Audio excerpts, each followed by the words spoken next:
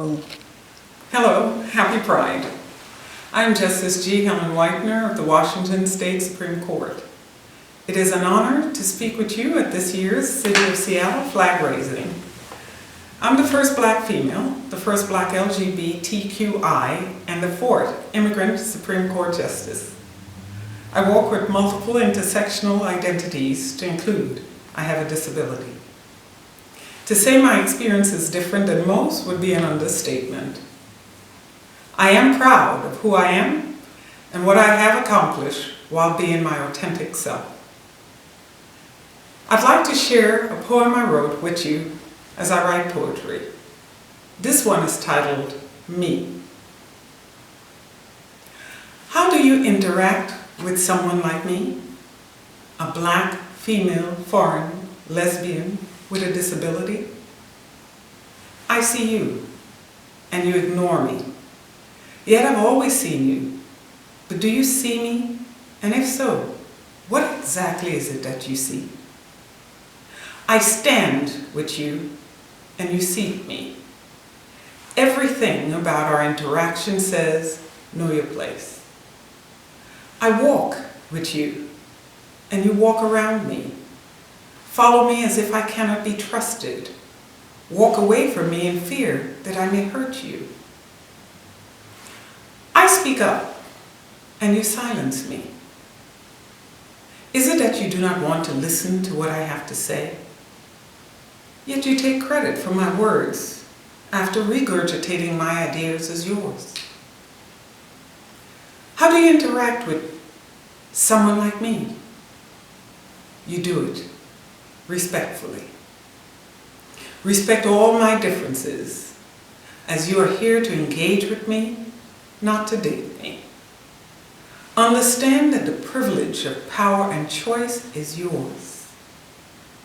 You can choose to see or not see me, giving you the power of invisibility, the power to remove me. You can choose to interact or not interact with me, giving you the power to determine if and how that interaction will be.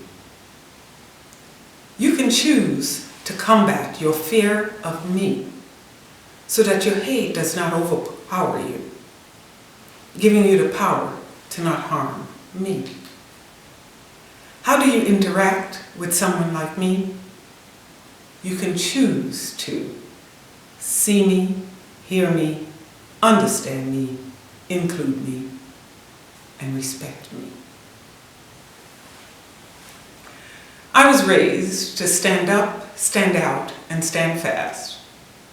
I was told by my parents and teachers that I'm a descendant of kings and queens, and I should always act like it.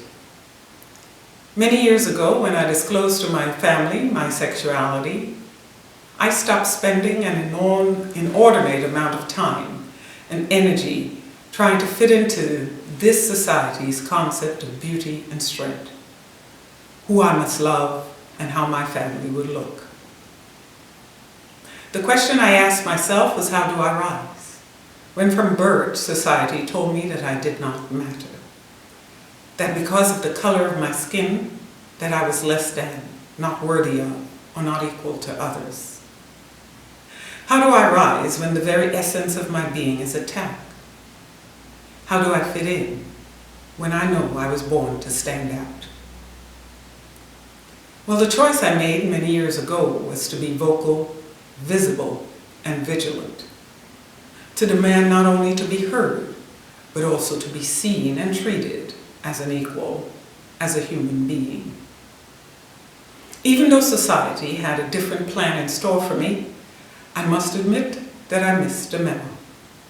You know, the memo that said, you're Black, stay back. You're a woman, lay back. You're a lesbian, step back. Or you're an immigrant, go back.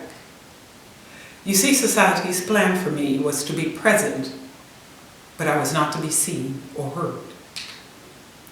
I was to be invisible and silent. But silence equals death, and change will never take place if you're silent. So I knew that I must act because action is the nemesis of silence. Society's labels that defined my identity are all tied to institutional systems with associated systemic barriers: race and inequality, gender and inequality, sexual orientation and inequality, immigration and inequality. Labels assigned at birth that preordained my life to that of servitude, enslavement, oppression, and powerlessness. But you see, a person's race, sex, or sexual orientation may tell you about the person's biology, but it does not tell you anything about the person's abilities or potential. I have been the target for hate, a target for vile rhetoric, all meant to instill fear and silence my voice. So my journey is one where I will take no more. No more targeting me because of the color of my skin. No more excusing bias by calling it implicit. No more treating me as a second-class citizen. No more daily doses of microaggression. No more assessing my worth as connected to my genitalia. No more hiding who I am to make others comfortable. No more loving who they want for me rather than who I want for myself. No more disrespecting of my sisters just because they were born my brothers, or my brothers because they were born my sisters. No more telling me to go back to where I came from when this is my home. Denying me the right to stand with you simply because I'm unable to stand. No more seeking acceptance or agreement or tolerance of my existence. I am willing to help anyone work through their fears, but their discomfort is their own burden to be. The history of systemic discrimination institutionalized in our justice system ensures that the voices of the LGBTQI community remain unheard, especially QTPOCs, the queer, trans people of color. To ensure just treatment for all requires that we understand the connectivity between all of our lives and the intersectionality of the challenges we all face. Justice Ruth Bader Ginsburg said, "Equal justice is the glue of stability, and judicial leadership is critical to human rights advancements." Therefore, judicial officers must aim to promote public confidence that the justice system is fair, with equity, fairness, and protection of all individual rights as its goal. A core legal principle in the law of civilized nations is that everyone must be treated equally without special privileges, discrimination, or bias. I believe just treatment is justice. It is a human rights concept that includes the maxim of acceptance and respect, and it entails understanding that each individual is unique as we recognize and value our individual differences. Today we are all dealing with a myriad of issues brought on by the COVID-19 pandemic. Many individuals are experiencing exclusion on a scale never seen before. Loss of employment, housing, medical care, and many other matters, too many to raise in the time that I have with you. As we deal with this COVID-19 pandemic, it is clear that we are all just one opportunity apart. Feelings of isolation and uncertainty are prevalent, but these feelings are something the LGBTQI community is well versed with. It flows from the social ills of exclusion. Our experience of showing compassion when it isn't returned, our strength in taking care of loved ones deemed unworthy because of who they are or because of their medical status, Our experience of being scorned because of our very existence has placed us in a unique position as solutions are sought to combat this virus. This is an opportunity for us in the LGBTQI community to show the world what we have always known about each other, that we are loving, caring, fearless, and resilient, that we show up and act up for each other. We understand that we may have differences, but we know that we are not truly different. We understand exclusion, even within our own LGBTQI communities, where for some voices to be heard, other voices were silenced. We understand that silence permits exclusion. Silence allows others to define and control the narrative. It allows the story to be told without our input. Daily, we are seeing more and more hateful behavior and discourse.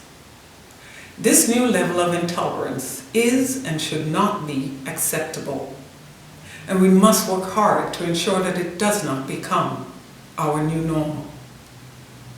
All of the people of Washington matter. We matter.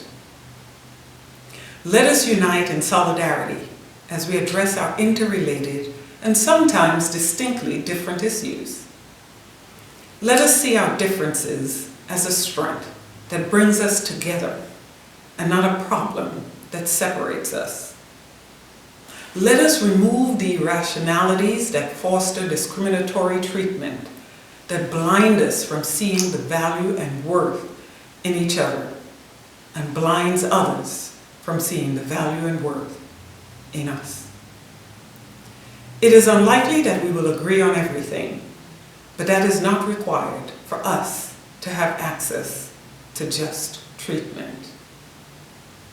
Access to justice requires the elimination of attitudes, norms, beliefs, and practices that perpetuate discrimination and reinforce intolerance. It starts with hearing the voice of the other, so we can try to understand and be responsive to what is being said. The slippery slope of justice requires that we understand that silencing one voice leads to the silencing of all of our voices. For communities such as our LGBTQI community, visibility can be difficult as it opens us up to hateful and vile behavior and rhetoric. So collaboration is needed to create safe spaces for dialogue. Access to justice involves efficiently delivering fair and accessible outcomes to all, regardless of wealth, status, and sexual orientation, and it must be administered with an even hand for all. It is a system where an individual's rights are protected through a process that is neutral and without discrimination. It should involve promoting accessibility by removing and eliminating barriers, and it must be transparent and accountable. So my fellow LGBTQI community, we are and have always been leaders. Let's lead. We are strong, we are resilient, we are proud, and we are loved. Let's continue to show the world what we are made of as we take care of ourselves, our families, our friends, and our communities, because that is what we do. Be safe, be strong. Happy Pride, everyone. One love always. Thank you.